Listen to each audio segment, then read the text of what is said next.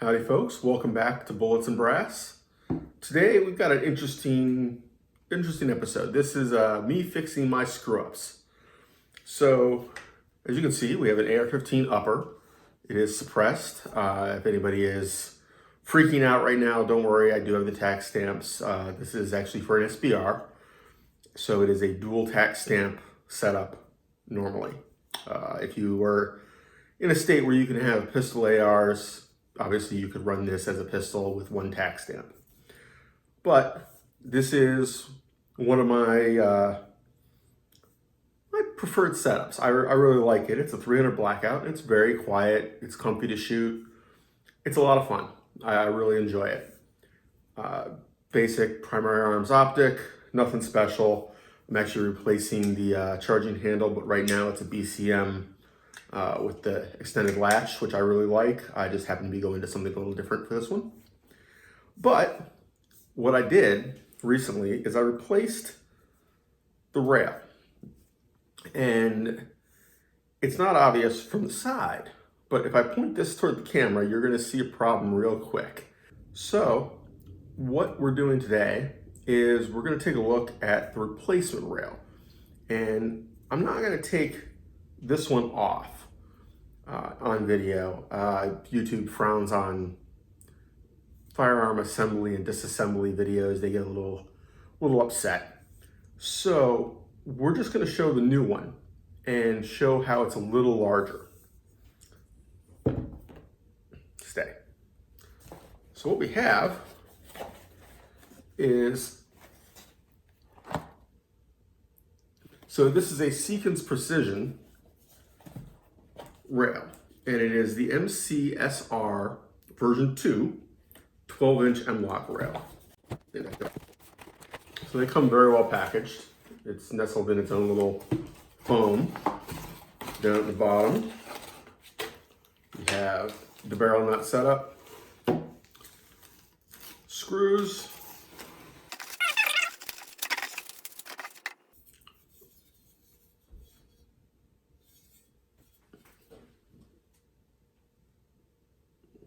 it's a very interesting pattern, very simple, very light.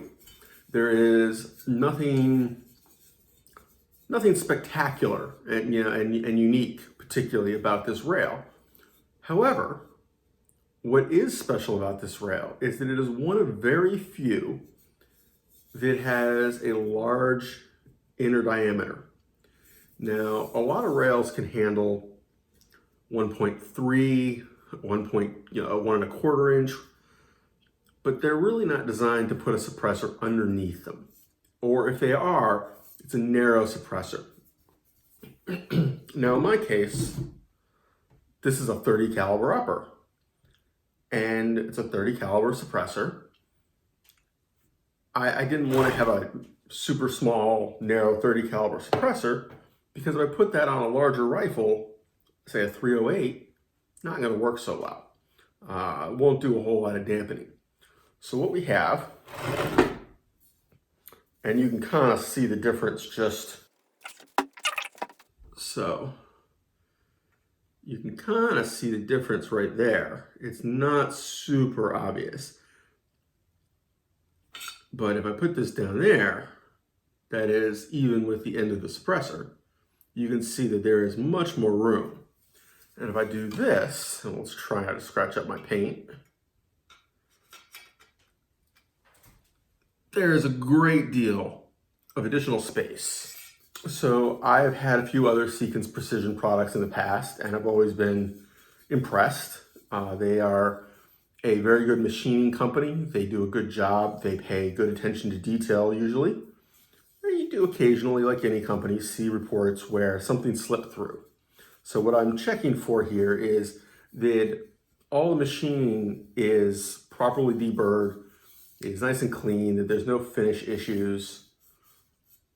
And overall, it could use a touch bit more deburring, but the part where your hand actually rides, these little cutouts, and up on the rail, nice and clean. There's no sharp edges. I don't think I'm going to cut myself. This this Odin Works rail is much crisper edges. I wish they had spent more time deburring that.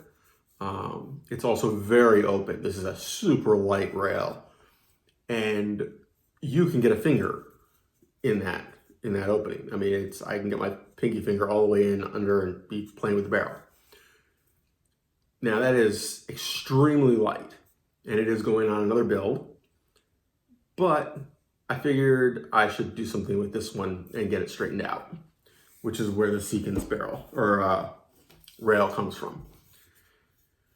So it's got mounts at either end, quick detach mounts to put sling swivels, MLOK all the way down the sides, MLOK along the bottom, standard Picatinny rail up top, and a torque. Let's see. There you go. Oh, there we go. Anti-torque. Just in case you really twist that. I don't know how that's gonna manage to turn given the design, but if you manage to turn it a little bit, it'll lock up against your receiver. So one thing it does have, in an earlier video, at least if I do the order on these the way I intend to, I talked about the Aero Precision M4E1 or 1E, I can never remember which way it goes, upper receiver. And one of the things it has is little dimples, little cutouts. I don't think there's any way that's gonna show. Oh. But little cutouts on the inner edges of each rail on the Picatinny rail. So they're just scalloped a little bit. Now, what that does, other than shaving a minuscule amount of weight, it makes sure that when you tighten down the Picatinny rail, the accessory, it locks in there really well. You don't run into issues, because remember, things mount not on the raised part of the rail, but they're mounting into a groove. So it makes sure that they have clearance. If the lower edge of that rail stuck out a little too far, you could have issues. You might not even notice, but something might slip loose a little bit under recoil, could be a pain. So overall, I gotta say, I'm very impressed. I think that Seekins did a very good job with this, and we will see how she mounts up later. I'm not mounting it on video. Again, YouTube frowns on that kind of thing. But for the curious, it is a two-part system. You thread this onto the receiver, get it lined up, get your, let's see, it actually goes this way. So if we were going to put this in the receiver, it goes that way. Get those lined up for your gas tube. There's little holes. There you go. Get those lined up for the gas tube. And then your actual barrel nut that's tightening your barrel is this piece. And you thread this in to tension.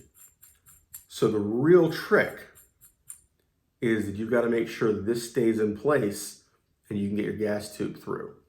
Now, I happen to have a little adapter for that, but we'll see if it fits. It's from the Odin Works rail, and we'll see. If not, a little piece of machined rod, an old gas tube. I'm not sure if that'll hold up, but otherwise you might have trouble keeping this lined up. But we'll have to see. So what I'm going to do is I'm going to look up the weight on this and put that up here for anybody that's interested. Like some other stuff I talked about recently, I got this through Primary Arms. I can't say enough. They are quick to ship, they sell quality equipment, and they're great folks to deal with. So if you are in the market, check them out. That's primaryarms.com. So that is it. That is the Seekins Precision MCSR V2 MLOK rail. To fix my goof on my SBR upper, they suddenly didn't have room to mount anything on it because the rail was too snug. You will see that rail going on the Aero Precision M4E1, 1E, whatever, upper with a very light barrel as a training upper for people with less upper body strength. So I'm shaving the ounces off and seeing what I can do to build something more appropriate.